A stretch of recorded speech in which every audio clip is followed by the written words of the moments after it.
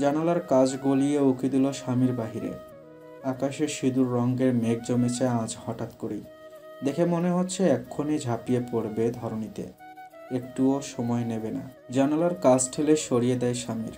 তড়িৎ গতিতে বাইরের ফুরফুরে শীতল হাওয়া তক্ষুনি এসে স্বামীরকে ছুঁয়ে দিল। উগ্র মেজাজি লোকটার মেজাজটা ধপ করে পড়ে গেল প্রশান্তিতে। স্বামীরের মেজাজটা এতক্ষণ গরম ছিল কারণ জান্নাত ফিরতে দেরি করেছে।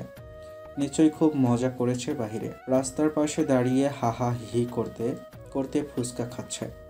ভুলেই বসে আছে স্বামীরের ঔষধ আছে সন্ধ্যার আগে। না, ঔষধটা স্বামীর একাই খেয়ে নিতে পারে, লাগবে না ওই মেয়েকে। অনেক দয়া দেখিয়েছে, উদ্ধার করেছে রোজ, লাগবে না আর কিছু। মেজাজি স্বামীর রাগ কমিয়ে অসহায় মুখ করে বসে থাকে। স্বাধীনতার মজা পুরোদমে নিচ্ছে মেয়েটা। আজ হিজাবে খুব সুন্দর লাগছিল জান্নাতকে, একেবারে স্বামীরের মনের মতো, পুতুল পুতুল। ওইসব এখন বাইরের ছেলেরা দেখছে। বুক জ্বলছে স্বামীরের। আচ্ছা, স্বামীর কি বেশি জোর জবরদস্তি করতো জান্নাতের ওপর? বেশি কষ্ট দিত? কই, জান্নাত তো বোরখা পরে না, এই নিয়ে তো স্বামীর কখনো চাপ দেয়নি ওকে। স্বামীর জান্নাতের কষ্টটা দেখছে। জান্নাত নামাজি মেয়ে, মন সাদা মেয়েটার। খুব বড় কারণ না থাকলে নিশ্চয়ই বোরকা পরত। হয়তো এখনও মানসিকভাবে তৈরি না, তাই স্বামীর এটা নিয়ে কথা শোনায়নি কখনো। স্বামীর তো শুধুমাত্র সীমারেখা টেনে দিয়েছে যাতে পর্দার গাফুলতি হলেও মোটামুটিভাবে জান্নাত সেফ থাকে। এটা জোর জবরদস্তি করে আটকে রাখা না। এইসব ছাতার মাথা নিয়ে আর পর্যালোচনা করবে না স্বামীর, অনেক হয়েছে। স্বামীরের মনে হচ্ছে সে বেশি নরম হয়ে পড়েছে। না, এভাবে নরম হয়ে ভাবলে চলবে না, এত কিছু ভাবলে চলবেই না। সব কথার এক কথা, তার ভুল নেই। না না, ভুল আছে। ভুল একটাই, তার মায়ায় পড়েছে মেয়েটার। আচ্ছা, কি করে, কবে এত মায়ায় পড়ল? ভাবার চেষ্টা করছে স্বামীর। চোখ বুঝল, দৃশ্যপটে ভেসে উঠল ভেজা ভেজা স্নিগ্ধ সরল মুখটা। রোজ সকালে জানালা খুলে দিয়ে নিচু গলায় যে বলতো, শুনছেন, আপনি বলেছিলেন সকালে ঘুম থেকে তুলে দিতে, আপনি এখন উঠবেন? পরপর ভেসে উঠল কান্না কান্না ভাব ধরে থাকা মুখটা। স্বামীরের আলগোছে দেয়া ধমকে যার ঠোঁট কাঁপত। তবে কাঁদত না স্বামীরের সামনে, কাঁদত লুকিয়ে লুকিয়ে। সেই মুখটা দৃশ্যপট থেকে বিলীন হতেই ভেসে উঠল স্বামীরের সব কাজ গুছিয়ে দেয়া ঘরমাক্ত মুখটা। হ্যাঁ, এসব দেখে দেখেই তো মায়ায় পড়েছে স্বামী। বাড়ির গাড়ি এসে থেমেছে। স্বামী দেখতে পেয়ে জানালা টেনে দিয়ে ক্রাচে ভর করে নিচে নামে। সে দেখবে মহারানী 5 ঘন্টা সময় ব্যয় করে ঠিক কী কী বাজার করেছে। ড্রাইভার গাড়ি থেকে মালামাল নামিয়ে নিয়ে গিয়ে কিচেনে রাখল। স্বামীর নিচে নেমেই শুরুতেই দেখল জান্নাতের ফ্যাকাশে মুখটা। দেরি হবার জবাবদিহিতা চাইতে গিয়েও চাইল না। ঘুরে তাকালো সুহানার দিকে, গম্ভীর স্বরে জানতে চাইল। জান্নাত মাথা নিচু করে নেয়। সুহানা পরপর 2বার ফাঁকা ঢোক গেলে লুকায় না কিছুই, গড়গড় করে বলে দেয় আজ কি হয়েছিল। ছেলেগুলো ওই বিশ্রী মন্তব্য করার পর জান্নাত সামনে এগোতে পারেনি। ঘুরে ছেলেগুলোকে কিছুক্ষণ দেখেছে। চরম অসভ্য আর কিশোর গ্যাংয়ের অভদ্র ছেলেগুলো আড়ে আড়ে তাকিয়ে মজা নিচ্ছিল। কেন জানি তখন জান্নাতের খুব রাগ চাপল। এরা সবাই বুঝদার ছেলে, কি করে পারে নারীর এমন বিষয় নিয়ে এভাবে বিশ্রী মন্তব্য করতে? মায়ের বুকে দুধ খেয়েই তো এরা বড় হয়েছে। এরা ভুলে গিয়েছে। সুহানাও রেগে মেগে জান্নাতের পাশে গিয়ে দাঁড়ায়। সুহানাই শুরুতেই বলে, কে বলেছে এই কথা? ছেলেগুলো এমন ভাব করছিল যেন তারা আকাশ থেকে পড়েছে, কিছুই বোঝে না। জান্নাতের বুক ধুকপুক করছিল, তবুও যা তার পাশে আছে দেখে বুকে সাহস বেশ সঞ্চার করে বলে উঠল, আমি কিন্তু দেখেছি কে বলেছ, ফালতু ছেলের দল। এই কথাটা নিজের মায়ের সামনে বলো, তোমাদের মা খুব গর্বিত হবে। ভীষণ মিহিস্বরের মেয়েটির এমন রূঢ় জবাবে ওরা থতমত খায়। অল্প বয়সী গাধার দল, তাই বোকামি করে সবাই একযোগে তাকায় মন্তব্য যে করেছে সেই ছেলেটার মুখের দিকে। জান্নাত বুঝে নেয় সবটা। ভারী শ্বাস ফেলে ওই ছেলেটিকে বলে, তোমাকে দেখেই মনে হচ্ছে তুমি মায়ের বুকের দুধ খাওনি।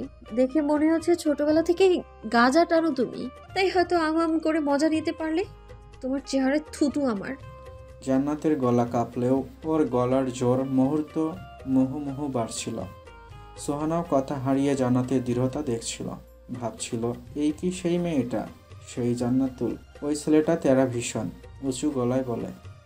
কোনো প্রমাণ আছে আমি বলেছি? জান্নাত তখন দিশা হারিয়ে রেগে মেগে চিমসে শরীরের নেশাখরের মতো দেখতে ছেলেটার দিকে তেড়ে যায় চর মারবে তাই। সুহানাও ওকে ধরে টেনে। আশেপাশ থেকে কিছু লোক এসে ভিড় জমাতেই ছেলেগুলো যেন লেজ গুটিয়ে পালিয়ে যেতে চায়। জান্নাত তখন নিজের মধ্যেই ছিল না। ওই আমওয়ালা ঝাঁপি থেকে পরপর 4-5টা আম তুলে ছুঁড়ে মারে ছেলেটাকে লক্ষ্য করে। যদিও নিশানা ব্যর্থ হয়েছে এবং পরবর্তীতে আমওয়ালাকে টাকা দিয়ে রাগে গজ গজ করতে করতে গাড়িতে উঠে বসেছে জান্নাত। সুহানা ধীরে ধীরে সব কিছু বলল স্বামীরকে। স্বামীরের চোখ দুটো তৎক্ষণাৎ বিস্ফোরণ ঘটায়। গোল্লা গোল্লা চাহনি আশ্রে পড়ে জান্নাতের সরল মুখটাতে, যে কিনা বসার ঘরের এক কোণে দাঁড়িয়েছিল মাথা নিচু করে। মনের মধ্যে কোথাও একটা তার সংকোচ জমেছে। এই লোক এখন তাকে খোঁচা দিয়ে বলবে, আরো যাও বাইরে, মজা হলো তো? কেমন মজা হলো জান্নাতুল ফেরদৌস?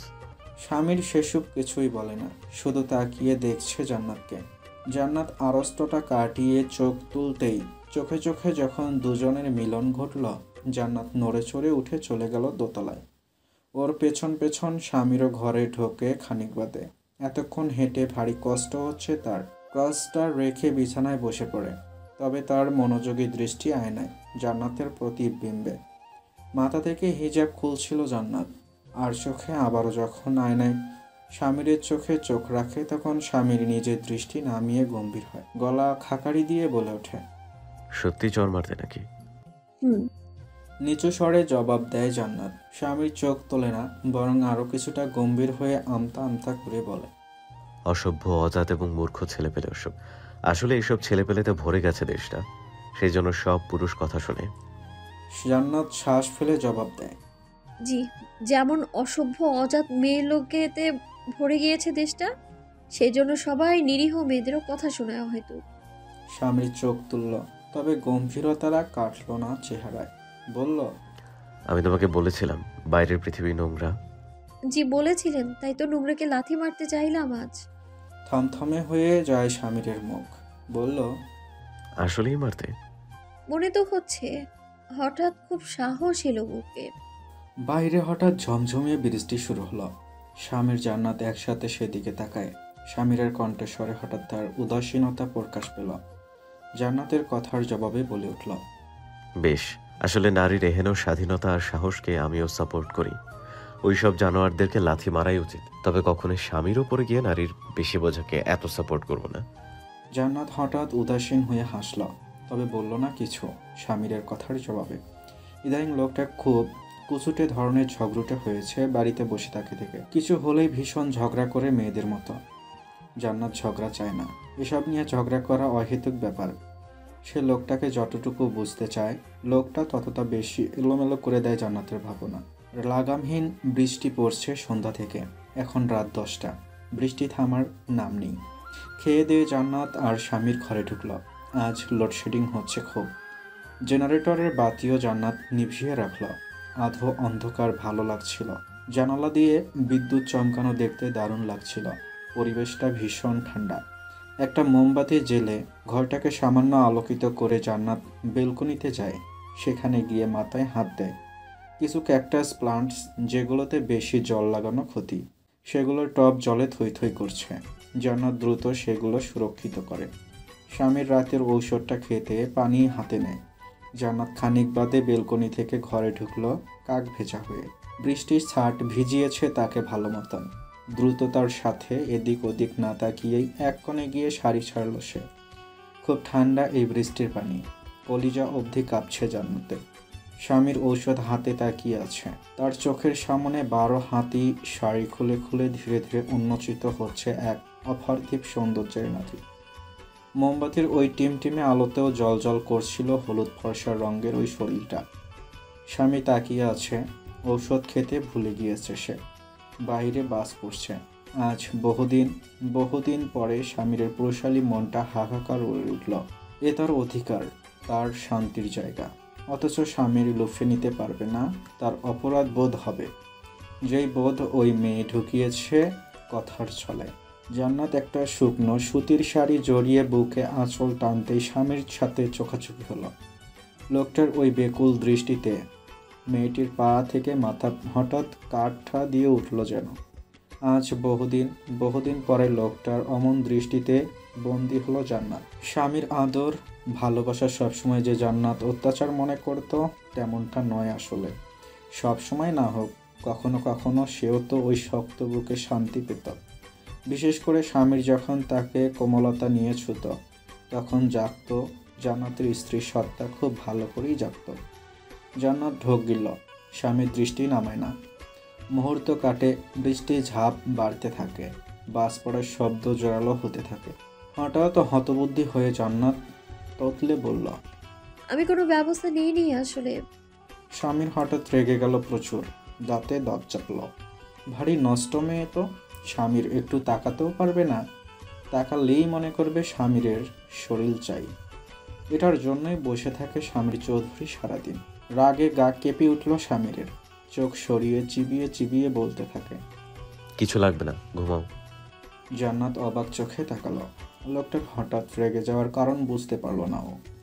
গুটি গুটি পায়ে এগিয়ে এসে জড়তা নিয়ে জান্নাত চুপচাপ স্বামীরের পাশে দ্রুত নিয়ে শুল। স্বামী তীক্ষ্ণ নজরে তাকিয়েছিল মাসুম মাসুম দেখতে মেয়েটার গোলগাল মুখে। আপনা আপনি ভেতরে ভেতরে একটা দীর্ঘশ্বাস বয়ে যায় স্বামীরের, এবং কিছুক্ষণ ওভাবে চেয়ে থেকে হঠাৎ বলে উঠল, আঁচলটা সরাও। গুরু গম্ভীর স্বরে ঠান্ডা আদেশ। জান্নাত ভীষণ চমকালো কথাটাতে, বিব্রত হলো খুব। শুয়ে থেকেও মনে হচ্ছে কাঁদছে সে। স্বামীর দ্বিতীয়বার একই সুরে বলে উঠল, আঁচলটা সরাও। হাঁসফাঁস করে উঠল জান্নাত। খুব খারাপ লাগছিল তার হঠাৎ।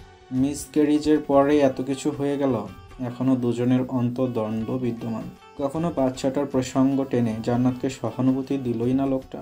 সারাদিন অভিযোগ করতেই ব্যস্ত থাকে, অথচ একটিবার স্বীকার করলো না, জান্নাত ওটা আমাদের বাচ্চা ছিল, তুমিও কখনো ওর কথা ভেবে কষ্ট পেও না।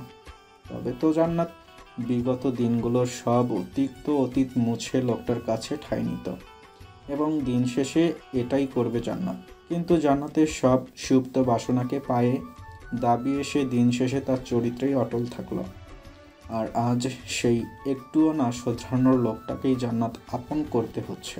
জান্নাত খুব স্বাভাবিক আচরণ করলো, চুপচাপ বুক থেকে শাড়ির আঁচলটা সরিয়ে দিতেই হঠাৎ দেখলো লোকটা তার বুকে পরম আবেগে আশ্রয় নিল, ঠিক যেভাবে কখনো কখনো জান্নাত মাথা ঠেকাতো লোকটার বুকে, একইভাবে ঠেকিয়েছে লোকটা। গোটা শরীরটা ঝাঁকুনি দিল জান্নাতের লোকটার এহেন আচরণে। পরপর হাত চলে গেল স্বামীরের মাথার চুলে, এবং দুজনে চুপচাপ একেবারে নিস্তব্ধ হয়ে ওভাবেই পড়ে থাকলো। নীরবতা ভাঙল স্বামীরের। সে চিরায়িত গম্ভীর স্বভাব থেকে বেরিয়ে হঠাৎ করে বলে উঠল, আমার ছোঁয়ায় কখনো ভালোবাসাও খুঁজে পাওনি তুমি? এখনো পাচ্ছ না? বড় বড় শ্বাস ফেলছে জান্নাত। সে থ হয়ে গিয়েছে। স্বামীর বলতে থাকে, বলো তো সত্যি করে। জান্নাত কি জবাব দেবে? সে এই লোকের এই রূপ হজম করতে পারছে না। স্বামীর আরও মিশে যায় জান্নাতের নরম তনুতে, বলতে থাকে, সবসময় চাহিদা নিয়েই ঘুরতাম। সারাদিন অফিস বাইরের হ্যাপা সামলে ক্লান্ত হয়ে বাড়িতে ফিরলে একটু শান্তিও তো খুঁজতাম তোমার মাঝে। সেগুলো বলো না কেন? ভালোবাসা নাকি কি সব ছাই, সেসব খুঁজে পেতেই না? জান্নাত ঢোক গেলে বেশ খানিকটা সময় পর জবাবটা দেয়, পেতাম তো, অস্বীকার করব না, তবে ভালোবাসার সাথে আরো অনেক ভারী ভারী জিনিস থাকতো, সেই সব সরিয়ে আপনার ওই ভালোবাসা বুঝে নিতে কষ্ট হতো, এখনো হয়। স্বামীর চুপ হয়ে যায়। জান্নাত বলতে থাকে, ওভাবে বারবার আপনাকে ছোট করতে চাইনি। ছোট মানুষ, মুখ থেকে কি সব বলে ফেলেছি রাগের মাথায়। অভিযোগ থাকলেও ছোট করতে চাইনি আমি আপনাকে। ম্লান হাসল স্বামীর, নিচু স্বরেই শুধালো, ছোট মানুষ তুমি? কই, রুহিকে ভাগিয়ে দিতে আমাকে যখন ব্যবহার করলে তখন তো মনে হয়নি তুমি ছোট। জান্নাত চোখ বন্ধ করে নেয়। ভাবলো সেদিনটা, শ্বাস ফেলে বলল, আমি শুধু আটকে রাখতে চেয়েছিলাম আপনাকে কিছু সময়ের জন্য, কাছাকাছি থেকে গল্প করতাম। আমি ওসব মনে নিয়ে আপনাকে আটকাইনি, ছলনা করতে চেয়েছি, তবে ওই উপায় নয়। আপনিই তো। এইবার এই কথাতে স্বামীর হঠাৎ হেসে দিল। কিছুক্ষণ হেসে পুনরায় গম্ভীর হয়ে বলল, ও, তো সেদিন ওটাও আমার বোঝার ভুল ছিল। এই জন্যই দাদি হরহামেশা বলে পুরুষ মানুষের আসল শত্রু তো আমি বুঝতে ভুল করেছি বিধা আমার বোন পালিয়েছে। তুমি এখানেও নির্দোষ বনে গেলে। জান্নাত ঘাড় ঘুরিয়ে জানালার দিকে তাকায়। বৃষ্টি যেন থামবেই না আজ। স্বামীরের কথার জবাব সে দেয় না। স্বামীর কথা থামিয়ে ওভাবেই ঘনিষ্ঠ হয়ে থাকলো মুহূর্তের পর মুহূর্ত। সুপ্তি ভাবির কথা মোতাবেক আর মেলে ধরতে ইচ্ছে হলো না নিজেকে। তার চুপ থাকাতে ভীষণ আরাম লাগছে। শান্তি পাচ্ছে সে এই বুকটাতে। এই দ্বন্দ্বের, এই দূরত্বের, এই বিচ্ছেদের পরে আজ এই মুহূর্তটুকু দারুণ উপভোগ করলো দুজনের অবচেতন মন। কেউ কাউকে আর খোঁচায় না, কোনো অভিযোগের প্রসঙ্গ টানে না। জান্নাত বৃষ্টির শব্দে আর লোকটার উষ্ণতায় ভুলে গেল বিগত 3টা মাস। স্বামীরও ভুলল। শুধু নিঃশ্বাসে নিঃশ্বাসে বেরিয়ে আসে প্রশান্তির আমেজ, যা একটু সুস্থ স্বাভাবিক দম্পতি হরহামেশাই একে অপরের মাঝে খুঁজে পায়। আগামীকাল সকালে আবার কি হবে জানে না দুজন। স্বামীর আবারও তার অহেতুক ঠাটবাট নিয়ে জান্নাতের ওপর চড়াও হবে কি না, জান্নাত আবারও তালাক চেয়ে বসবে কি না, দুজন জানে না। তবে কিছু সময়ের জন্য দুজন ক্ষমা দিল দুজনকে অভিযোগের পাতা থেকে। জায়াটি বাচ্চা মরার অপবাদ পেয়েছে। জায়াটি স্বাধীনতা না পাওয়ার কষ্ট পেয়েছে। প্রতিটি জায়ার অবহেলায় বাচ্চা হারিয়েছে। জায়া চেষ্টাচারী হয়ে তালাক চাইবে বলে প্রতিটি কষ্ট পেয়েছে। কিছুক্ষণের জন্য এসব ধামাচাপা পড়ে গেল। গুমুর গুমুর বজ্রপাতের আওয়াজও তাদের হুঁশ ফেরাতে পারল না। ওরা দুচোখ বুঝে তাকিয়ে রইল এক শান্তির দুনিয়ায়, যেখানে জায়াপতিদের মাঝে অহেতুক বিষয়গুলি নিয়ে ঠোকাঠুকি হয় না। সেদিন রাত থেকে টানা 1 সপ্তাহ বৃষ্টি ছিল। আজ সকাল থেকে ধরণী জুড়ে ঝকঝকে রোদের খেলা। ছাদ থেকে আঁচড়ের বয়ম দুটো দুহাতে আগলে নিয়ে জান্নাত নিচে নামল। তার মধ্যে তাড়াহুড়ো ভাব লক্ষ্য করা যাচ্ছে। আজ রুহির রিসিপশন। বাড়ির সবাই তৈরি হচ্ছে। খানিক বাদে কনভেনশন হলের উদ্দেশ্যে রওনা দেবে সবাই। জান্নাত আচারের বয়ম নিয়ে ঘরে ঢুকলো নিজের। স্বামীর তৈরি হবে, তাকে সাহায্য করতে হবে। সাদা রঙের একটা ব্লেজার স্যুট পরবে স্বামীর আজ। আয়নার সামনে দাঁড়িয়ে ক্রাচে এক হাতের ভর রেখে আরেক হাতে চুল সেট করছিল। জান্নাত আর চোখে এক পলক স্বামীরকে দেখে তাকে অফ হোয়াইট রঙের শার্ট পরিয়ে বোতাম সবগুলো লাগিয়ে উপরে ব্লেজার পরিয়ে দিল। তারপর গিয়ে নিজে তৈরি হয়ে নেয়। নীল রঙের বেনারসি কাতন জড়িয়েছে জান্নাত আজ গায়ে। এই শাড়িটা স্বামীর কিনে দিয়েছিল তাকে। আসল ঠিক করতে করতে সেই দিনটা স্মৃতিচারণ করে জান্নাত। স্বামীরকে আর পরাবে না সে কথা জানতে পেরে জান্নাত যেদিন রূপাতলি গিয়েছিল এবং বাধ্য হয়ে আবার যখন স্বামীরের সাথেই ফিরে এসেছিল, সেদিন রাতে না খেয়ে কেঁদে কেটে ঘুমিয়ে গিয়েছিল জান্নাত। সকালে উঠে দেখেছে লোকটা একটা শাড়ি আর একটা সোনার চেইন তার জন্য বিছানায় রেখেছে সান্ত্বনা স্বরূপ। যেন তাৎক্ষণিকভাবে আরও একবার বোঝাতে চেয়েছে জান্নাতের চোখে আঙ্গুল দিয়ে। দেখো দেখো, তোমার স্বামী এমনি এমনি কত কি করতে পারে তোমার জন্য। প্লিজ আর ফ্যাচ ফ্যাচ করে খেয়ে মাথা খেও না। আলটিমেটলি তোমাদের নারীদের চাহিদা তো এই শাড়ি গয়না এসে শেষ হয়।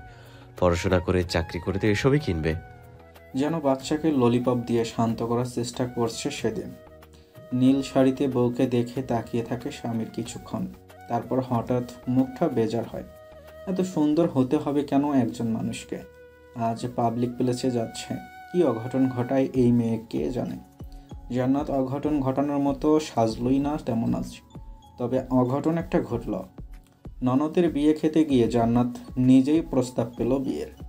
রুহির এক ঘনিষ্ঠ বান্ধবীর মা জান্নাতকে রুহির কাজিন ভেবে ছেলের জন্য প্রস্তাব দিলেন রাজিয়ার কাছে। খবরটা স্বামীরের কানেও গিয়েছে। সেই থেকে ঘোমটা টেনেই প্রায় অর্ধেকটা মুখ ঢাকা জান্নাতের। তারপর আর কমিউনিটি সেন্টারে ভিড় ভাট্টার মধ্যে গিয়ে সামাজিকতাও করেনি সে। রিজিয়া বণিক মেজ ছেলের বউকে আড়ালে রেখে বিশ্রাম নিতে বলেছে। সে তো তার ছেলেকে খুব ভালো করে চেনে। রুহি তন্ময়ের রিসিপশনকে ঘিরে কত হই হুল্লোড় হচ্ছে। সেদিকে যাওয়ার সাহস নেই জান্নাতের। যত যাই হোক, ওই লোকের মুখের লাগাম নেই। আবার সবার সামনেই যদি চেঁচামেচি শুরু করে দেয় অহেতুক, এই অনুষ্ঠান মাটি করে কী লাভ? স্বামীর সামাজিকতার খাতিরে বোন আর বোন জামাইয়ের সাথে হাস্যোজ্জ্বল ছবি তুলল 3-4টা। পরপর গম্ভীর হয়ে এসে বসল রেস্ট রুমে, পায়ের ব্যথার অজুহাত দিয়েই। এই কক্ষে জান্নাত এবং কিছু মহিলা ছিলেন। বাচ্চারা ছুটোছুটি করছে আশেপাশে। স্বামীর এতক্ষণে হাঁপ ছেড়ে বসে বাচ্চাদের দেখতে লাগলো। সে বাচ্চা ভীষণ পছন্দ করে। বাকি সবার মতো আহ্লাদি কথা বলে মুখের ফেনা না তুললেও ছোট ছোট বাচ্চা দেখলেই কোলে নিতে দোলাতে থাকে সে। ও বাড়ি তায়েফের একটা 18 মাস বয়সী ছেলে আছে। কক্ষময় হাঁটি হাঁটি পাপা করছিল। বাচ্চাটাকে কাছে ডেকে স্বামীর নিজের কোলের ওপর বসালো। কোনো কথা নেই, শুধু মাথায় হাত বুলিয়ে দিতে লাগলো। দৃষ্টিতে সরল মুগ্ধতা তার। বেশ গুলুমুলু বাচ্চাটা। জান্নাত যখন প্রেগনেন্ট ছিল তখন স্বামীর কল্পনায় ঠিক এমন একটা গুলুমুলু বাচ্চারই প্রতিচ্ছবি আঁকত। খুব করে চাইতো মেয়ে হলে যেন মুখের আদল হুবহুব জান্নাতের মতো হয়। কথাগুলো ভাবতে ভাবতেই ভেতরে ভেতরে আবেগী হয়ে উঠল স্বামীর। জান্নাত অদূরে বসেই লোকটাকে দেখছিল। বুঝল লোকটা বাচ্চাদের আদর করে তার নিজের স্টাইলে। কিন্তু একটু হাসলে কি হয়? একটু হাসলে বুঝি মান কমে যাবে তার? সে বুঝি স্বামীর চৌধুরী থাকবে না? তবে আশ্চর্যের বিষয় হচ্ছে জান্নাত দেখছে এর আগেও বাচ্চারা এই লোকটার সাথে খুব ভালো মেশে। স্বামীর কোলে সব বাচ্চা ভদ্র হয়ে বসে থাকে। কে জানে, হয়তো ওরাও ভয় পায় লোকটাকে। হয়তো ভাবে ত্রিং বিরিং করলে এই লোক চাটি মারবে, তাই চুপ থাকে, আদর নেই। ভাবতে ভাবতে আপন মনে হেসে ওঠে জান্নাত। পরপর মুখটা ফ্যাকাশে হলো নিজের বাচ্চাটার কথা মনে করে। একদিন এভাবেই দেখতো না সে স্বামীর আর তার বাচ্চাকে। হঠাৎ কক্ষে ঢুকলো সুহানার ছোট বোন সুজানা। তার বরকে নিয়ে নেমন্তন্ন খেতে এসেছে। জান্নাতের সাথে দু একবার কথা হয়েছিল। বয়সেও জান্নাতের বয়সী। বরিশাল মহিলা কলেজে উচ্চ মাধ্যমিক পড়ছে। মাধ্যমিক থাকতেই চাচাতো ভাইয়ের সাথে প্রেম করেছিল। চাচাতো ভাই নেভি অফিসার। বাড়ির লোকজন মিলে দুজনের বিয়ে দিয়ে দেয়। সুজানা মেয়েটা স্বভাবসুলভ, খুব হাসি খুশি একটি মেয়ে। স্বামীর জান্নাতের সাথে নিজের বরের পরিচয় পর্ব শেষ করে হাসতে হাসতে জান্নাতকে বলে, এই জানো, কাল আমার এক্সাম আছে, অথচ আমি বিয়ে খেতে এলাম। তবে যাই বলো, এই পড়াশোনা করতে আমার একটু ভালো লাগে না, গলায় কাটা মনে হয়। তবে এই যে আমার বড়মশাই, তার ইচ্ছে আমি পড়াশোনা করে কিছু একটা হই। সব সময় এই ব্যাপারে খুব শাসন তার। স্বামীর চুপ আছে। জান্নাত হাসতে হবে তাই মলিন হাসল। সুজানা ছটফটিয়ে বলল, তুমি কেন পড়াশোনা করছো না জান্নাত ভাবি? আপু বলল তুমি মেধাবী ছাত্রী ছিলে। জান্নাত হঠাৎ স্বামীরের দিকে তাকায়। স্বামীরও চেয়ে আছে। ওর দৃষ্টিতে দৃষ্টি রেখে জান্নাত সুজানাকে নিচু স্বরে বলল, আমারও পড়তে ইচ্ছে করে না, তাই বাদ দিয়েছি।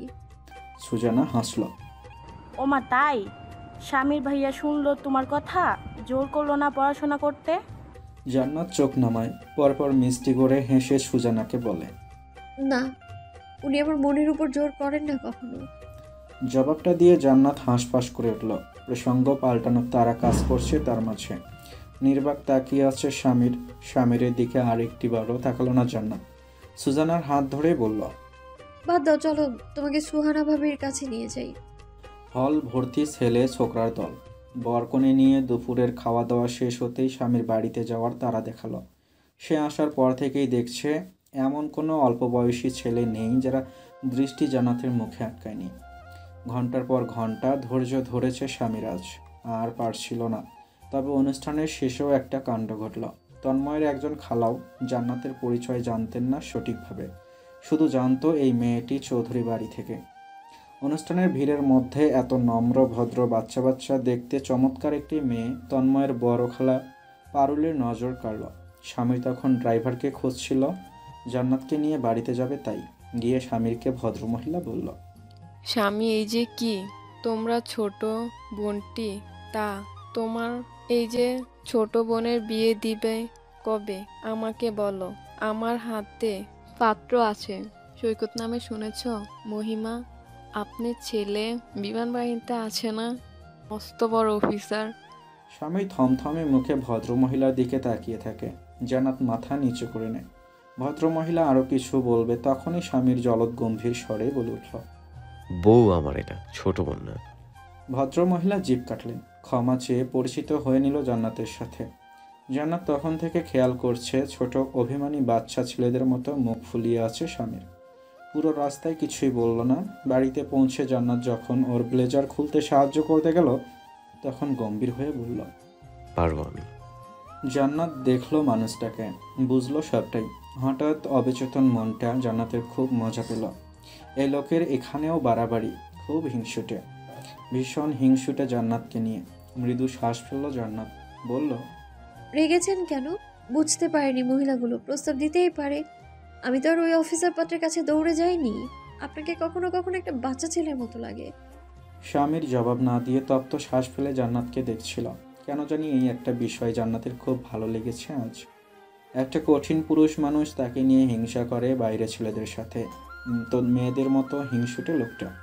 জান্নাত ওর ব্লেজার খুলে শার্টের বোতাম আঙ্গুলে রেখে হঠাৎ কৌতুক করে বলল, আচ্ছা, আমি যদি না থাকি তবে আরেক নারী এলেও আপনি তাকে নিয়ে এভাবে হিংসে করবেন, তাই না?